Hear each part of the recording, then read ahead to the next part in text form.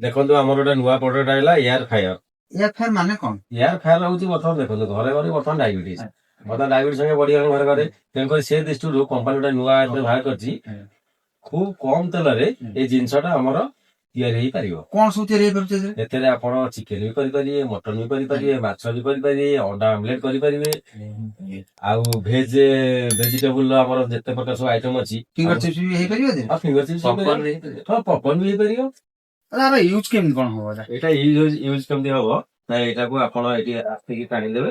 ଏଥିରେ ଅଛି ପୁରା ଇଏ ଦେଖନ୍ତୁ, ଏଇ ଯୋଉ ଜାଲିଟା ଉପରେ ଜାଲି ଉପରେ ଆପଣ ଯାହା ଚିପ୍ସ ଥୁଅନ୍ତୁ କି ପପକର୍ନ ଥୁଅନ୍ତୁ କି ମାଛ ଥୁଅନ୍ତୁ କି ଚିକେନ ଥୁଅନ୍ତୁ ଯାହା ଥୁଅନ୍ତୁ, ତାପରେ ଖୁବ ପୁରା ବ୍ରଶ ରେ ଆପଣ ହାଲକା ତେଲ ଟିକେ ମାରିକିରି ବର୍ତ୍ତମାନ ତାପରେ ପୁଣି କରିଦେଲା ପରେ ଆପଣ ଏଠି ରେଗୁଲେଟର ଦେଇଦେବେ। ଆପଣ ଯୋଉ ଅନୁସାରେ ଖାଦ୍ୟ ଥୁଆ ହେଇଥିବ ତା ଭିତରେ ସେଇ ଅନୁସାରେ ଆପଣ ରେଗୁଲେଟର ଦେଇଦେଲେ ସେ ତାର ଖୁବ କମ ସମୟ ଭିତରେ ହେଇଯିବ।